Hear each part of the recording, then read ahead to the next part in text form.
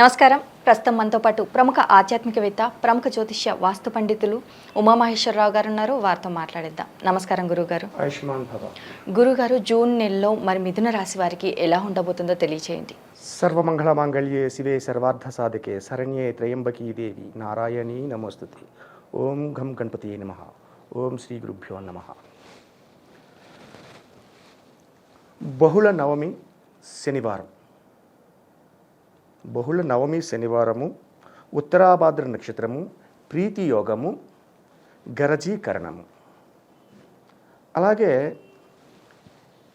ఈ యొక్క మాసములో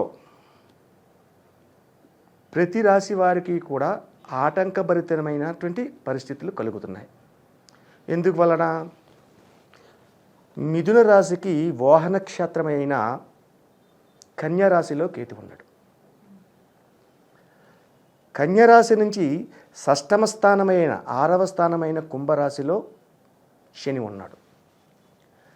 అలాగే శని నుంచి 2వ స్థానం అంటే మీనరాశిలోకి వచ్చేసరికి కుజ, చంద్ర, అలాగే రాహువు. కుజ, చంద్ర, రాహువులు ముగ్గురు ఉన్నారు. ఇక మిథున రాశి నుంచి మీనరాశి రాజ్యస్థానం అయితే రాజ్యస్థానంలో ఇటువంటి గ్రహములు ఉన్నందువల్ల ఈ యొక్క గ్రహములకు అనుకూలత అనేది కలగటం లేదు. ఇకపోతే వృషభ రాశిలోకి వద్దాం. గురువు ఉన్నాడు, రవి ఉన్నాడు, అలాగే శుక్రుడు ఉన్నాడు, బుధుడు ఉన్నాడు. 4 గ్రహములు ఒక చోట ఉన్నాయి. ఎప్పుడూ కూడా రాశి కుండల యందు కానీ, జన్మ కుండల యందు కానీ, గోచార కుండల యందు కానీ 4 గ్రహములు 5 గ్రహములు కలిసి ఉంటే అది స్వప్రయోజనాన్ని ఇవ్వదు, అనేకటువంటి దుష్ప్రయోజనాలను మాత్రమే కలిగిస్తుంది. ఇకపోతే ఈ యొక్క మిథున రాశి వారి పరిస్థితి ప్రభావాలు ఎలాగున్నాయి? భార్యాభర్తల మధ్యన కలహములు ఏర్పడతాయి. చీటికి మాటికి, చిన్నదానికి పెద్దదానికి కూడా భర్త ఏమన్నా భార్యకి నచ్చదు, భార్య ఏమన్నా భర్తకు నచ్చదు. కోపతాపాలు పెరిగిపోతాయి. లేనిపోని ఇబ్బందికరమైన పరిస్థితులు కొని తెచ్చుకుంటుంటారు. ఇటువంటి పరిస్థితుల్లోని భార్యాభర్తలు ఉన్నారు. ఇటువంటి పరిస్థితుల్లో భార్యాభర్తలు ఉన్నారంటే సంతాన ఫలితమైన వారు ఏ రకంగా ఉంటారు అది కూడా ఆలోచనలోకి తెచ్చుకోవాలి. అంటే వీరికి పుట్టిన బిడ్డలు పెద్దవారయ్యి పెళ్ళి అయిపోయి ఉన్నవారైతే వాళ్ళ ఇళ్ళల్లో వాళ్ళ ఫలితాలు వాళ్ళు పొందుతారు. పెళ్ళి కాకుండా ఉండి చదువుకున్న వారు అయి ఉంటే వీళ్ళిద్దరూ కొంచెం కలహ పడుతుంటే వీళ్ళ చదువు డిస్టర్బ్ అవుతుంది, ఆలోచించలేరు, వీళ్ళ గురించి ఆలోచిస్తుంటారు. అటువంటి ఫలితాలు వస్తుంటాయి. సరే, విద్యార్థినులు ఎలాగున్నారు అని చూసుకుంటే వీళ్ళు అధికమైన ర్యాంకులు తెచ్చుకుంటారు. అదే భార్యాభర్తలు ఇరువురు కూడా కొంచెం సర్దుబాటు అయ్యి ఉంటే అత్యధికమైన ర్యాంకులు తెచ్చుకుంటారు. చాలా బాగుంది. బుధుడు విద్యావేత్త, వ్యాపారవేత్త, తెలివితేటలు, ఉన్నతమైన భావాలు, ఇటువంటి ఫలితాలు అన్నిటికీ కారకుడయ్యాడు. ఉన్న స్థానం మిత్రస్థానంలో ఉన్నాడు. కానీ 4 గ్రహముల్లో 3 గ్రహములతో కలిపి ఉన్నాడు. అందువలన కొద్దిగా ఆర్థికపరమైన ఇబ్బందులు ఆర్థికపరమైన ఇబ్బందులు ఉంటాయి. ఇటువంటి ఉంటాయి. ఇక వ్యాపార రంగంలో ఉన్నవారు ఏ రకమైనటువంటి వ్యాపారాలు చేస్తున్నారు? వర్తక వ్యాపారాలు అంటే క్లాత్ కానీ, అపరాలు, బియ్యం, ఇటువంటి వ్యాపారాలు చేసేవారు, అలాగే ఫుడ్ ఐటమ్స్, హోటల్స్, ఇటువంటివి నడిపేవారు చాలా బాగుంది. కానీ ఎంత సంపాదన వచ్చినా కూడా అంతటి వ్యయం వస్తుంది. సంపాదన ఎంత వస్తుందో వ్యయం కూడా అంతే వస్తుంది. ఆదాయ వ్యయాలు బాగోలేదు, రాజపూజ్యత వ్యవహారాలు బాగోలేదు, అవమానాలు ఉన్నాయి. ఇటువంటి పరిస్థితులతోని మిథున రాశి నడుస్తూ ఉంది. అయినా మిథున రాశి వారికి ఉద్యోగినిస్తులకు శుభయోగ ఫలితములు ఉన్నాయి.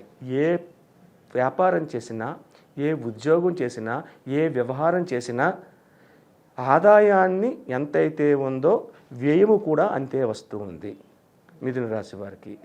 సో ఈ మిథున రాశి వారికి అదృష్ట రంగుగా చెప్పబడేది ఆకుపచ్చ రంగు. ఈ యొక్క నెలలో జూన్ నెల ఆకుపచ్చ రంగును తీసుకుని వ్యవహారం చేసుకోవాలి. అలాగే మిథున రాశి వారికి అదృష్ట సంఖ్యగా చెప్పబడేది 5 సంఖ్యగా చెప్పబడాలి. 5ని తీసుకోవాలి మిథున రాశి వారు ఎక్కువగా. ఎప్పుడైతే 5 సంఖ్యను తీసుకుంటారో అనేక రకములైన ఇబ్బందులు కలుగుతాయి. ఇబ్బందులు తొలుగుతాయి. చేసే పనుల్లో స్పష్టత కలుగుద్ది. అయితే మిథున రాశి వారు ఈ నెలలో ఇష్టంతో పని చేయలేరు, కష్టంతో చేస్తారు. మనం చేసే పని దైవంతో సమానం. మనం చేసే పని దైవంతో సమానంగా భావించాలి. ఇష్టపడి చేయాలి ఏ పనైనా, కష్టపడి చేయకూడదు. అయితే ఈ యొక్క దుష్ప్రయోజనాలు కలుగుతున్న ఈ సమయంలో ఈ మిథున రాశి వారు ప్రత్యేకంగా చేయవలసిన పరిహారాలు కొన్ని ఉన్నాయి.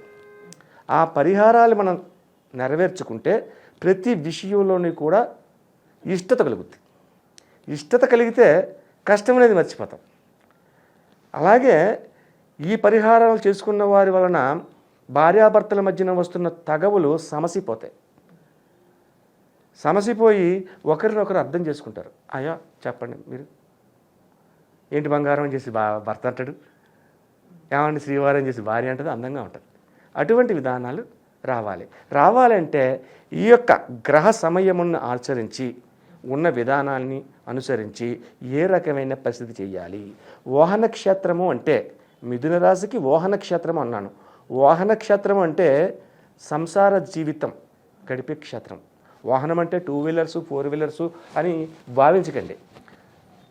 సంసారాన్ని భార్యాభర్తలు ఇరువురు కలిసి జీవించే కాలాన్ని వాహన యోగము అంటారు. ఈ వాహన క్షేత్రంలో ఉన్న గ్రహం ఏమిటి? కేతుగ్రహం ఉంది. కేతుగ్రహముకి ఎదురుగుంటా ఉన్న గ్రహములు ఏమున్నాయి? సప్తమ స్థానంలోని. మళ్ళా వాహన క్షేత్రములు ఈ రకంగా ఉంటే సప్తమ స్థానంలో ఉన్న గ్రహములు చంద్రుడు, రాహువు ఇలాంటి విధంగా ఉన్నారు. కుజుడు, చంద్ర రాహు కుజుడు. కుజుడు రాహువు కలిసి ఉన్నప్పుడు జరిగే పరిణామాలు విపరీతమైన పరిణామాలు ఇస్తాయి. అంటే వాహన ప్రమాదాలు ఇస్తాయి. వాహన ప్రమాదాల వల్ల అనేక రకమైన ఇబ్బందులకు గురైపోతారు. ధనము ఖర్చు అవుద్ది, సమయము ఖర్చు అవుద్ది, అలాగే అధికమైన శ్రమకి ఒత్తిడికి లోనవుతారు.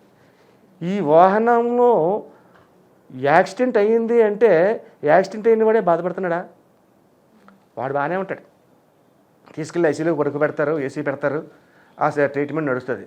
ఇక్కడ వాడి వెనకాతలో ఉన్న బంధువర్గం అంటే అన్నదమ్ములు, కుటుంబ సభ్యులు, తల్లిదండ్రులు, భర్త, ఇటువంటి వ్యక్తులందరూ కూడా తిండి తిప్పలు లేకుండా ఆ హాస్పిటల్ ముందు పడి ఉంటారు. అలా తిండి తిప్పలు ఉండవు. ఈ యొక్క వ్యక్తికి జరిగిన విధానానికి ఆ కుటుంబం సమస్తం ఎంతో బాధపడుతుంది. ఇటువంటివి జరగకూడదు. ఏం చేస్తే ఈ యొక్క మిథున రాశి వారి ఫలితాన్ని పొందాలంటే ఏం చేయాలి? ఈ నెలలో అంటే ఇది శనివారంతో స్టార్ట్ అయింది నేను మాట్లాడుతుంది. ఈ శనివారం నుంచి ప్రతి శనివారం కూడా ఉదయకాలాన్నే లేచి నవగ్రహముల దగ్గరికి వెళ్ళండి. 27 పుష్పాలు చేత్తో పట్టుకోండి. ఆ 27 పుష్పాలతో గ్రహముల చుట్టూ మీకు వస్తే నవగ్రహ మంత్రాలు చదవండి. రాలేదు సరే, ఓం నమ శివాయ, హరహర మహాదేవ అనే చదవండి. కొన్ని అది కాదు, శ్రీరామ జయ రామ జయ జయ రామ అని చదవండి. లేదంటే ఓం నమో వెంకటేశాయ నమోహ అని చదవండి. ఎందుకని? వెంకటేశ్వరుని యొక్క దేహములో అంతర్గతముగా నవగ్రహాలు ఉన్నాయి. అలాగే పరమశివుడు అయిన కాళహస్తీశ్వరుడికి నవగ్రహ కవచం ఉంది. అందుకని ఇటు ఓం నమ శివాయ అని చదవచ్చు, వెంకటేశాయ అని చదవచ్చు, శ్రీరామ అని కూడా చదవచ్చు. అలా తిరిగి 27 ప్రదక్షిణలు చేసి ఒక్కొక్క పుష్పం అక్కడ పెట్టేసరికి మీ చేతిలో పుష్పాలు అయిపోతే 27 ప్రదక్షిణలు అయిపోయినట్టే. అప్పుడు నమస్కరించుకుని తాకకండి, నవగ్రహాలు తాకద్దు. అయిపోయిన తర్వాత ఒక చెంబుడు నీళ్లు తీసుకుని ఒక్కొక్క గ్రహం మీద నీళ్లు పోయండి. ఆ తర్వాత మళ్ళీ నమస్కరించండి. నల్లని బెల్లాన్ని తీసుకొచ్చి ఒక తమలపాకు అక్కడ పెట్టి ఆ బెల్లాన్ని మీద నీళ్లు చిలకరించి సంప్రోక్షణ చేయండి.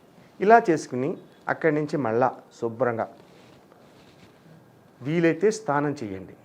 లేదు మీ గృహానికి ఆలయం దూరంగా ఉంది కాబట్టి ఆ ఆలయంలోనే కాళ్ళు చేతులు ముఖము శుభ్రంగా కడగండి. కాళ్ళు చేతులు ముఖము కడుక్కుని విభూది ధారణ చేయండి. విభూదిని ధరించండి. విభూదిని ధరించి శివాలయంలోకి వెళ్ళండి. ఆ శివాలయంలోనే ఉంటాయి నవగ్రహాలు కూడా. ఆ శివాలయంలోకి వెళ్ళి ఆ శివునికి ముందుగా 12 ప్రదక్షిణలు చేయండి. ఆ తర్వాత శివాలయంలోకి వెళ్ళండి. శివాలయంలోకి వెళ్ళి అభిషేకాన్ని చేయించండి. శివుడికి సోమవారం కదా అభిషేకం, శనివారం అంటారేటి అనే అనుమానం వస్తుంది. కానీ ఇక్కడ మిథున రాశి వారు శనివారం నాడు చేయించాలి. ప్రతి శనివారం చేయించాలి. 4 వారాలు ఎన్నో వస్తాయి, 5 వారాలు కానీ ఈ 4 వారాలు అభిషేకం చేయండి. అభిషేకం చేసిన తర్వాత ఈ గ్రహదోష విధానం తొలగాలి అంటే ఆయిల్ లేని ఆహారం తీసుకోవాలి. ఆయిల్ ఉండకూడదు. మనం తినే తిండిలో ఎక్కడ ఆయిల్ ఉండకూడదు ఆ ఒక్కరోజు శనివారం. ఆ రకంగా ఉండండి. ఆ తదుపరి ఎవరికైనా అన్నదానం చేయండి. లేదు యాచకులు ఉంటారు, నల్లటి దుప్పటలు కొనండి. ఈ ఓపిక ఒక 3 కానీ 5 కానీ ఇంకా తర్వాత మీ ఇష్టం. నల్లని దుప్పట్లు కొనండి. ఏమండి ఇది జూన్ నెల వేసవకాలం కదా అని అంటారు. వేసవకాలం దుప్పటి కప్పుకోకపోయినా కింద వేసి పడుకోవడానికి కూడా ఉంటుంది కదా. నల్లని దుప్పట్లు దానం చేయండి. నల్ల దుప్పట దానం చేసినందువల్ల ఈ యొక్క రాహు కుజ ప్రభావములు తొలగి కేతు యొక్క విధానములో స్పష్టత ఏర్పడి వాహన ప్రమాదాలు జరగకుండా ఉంటాయి. భార్యాభర్తల మధ్యన తగవులు రాకుండా ఉంటాయి. విద్యార్థులు కూడా చదువు మీద దృష్టిని పెట్టి దాని యొక్క ఫలితాన్ని వాళ్ళు పొందుతారు. ఉద్యోగ రంగంలో ఉన్నవారికి కూడా ఉపయోగకరమైన భావాలు కలుగుతూ ఉంటాయి. వ్యాపార రంగంలో ఉన్నవారికి కూడా వ్యాపారంలో స్పష్టత వచ్చి ఆనందకరమైన వ్యాపారాన్ని సంప్రాప్తం చేసుకుంటారు. అప్పుడేమవుద్ది, సమస్యలు తొలగిపోయి సంతోషకరమైన వాతావరణం ఎప్పుడైతే నెలకొంటాదో ఆ మానవుని యొక్క జీవితము 3 పువ్వులు 6 కాయలుగా విరాజిల్లుతూ ఉంటుంది. ఇది మిథున రాశి వారి యొక్క విధి విధానం. అలాగే గురుగారు, జూన్ నెలలో అసలు మిథున రాశి వారికి ఎలా ఉండబోతుంది, అలాగే వాటి పాటించాల్సిన పరిహారాలు ఏంటి అనేసి చాలా చక్కగా వివరించారు. ధన్యవాదములు. ఆయుష్మాన్ భవ.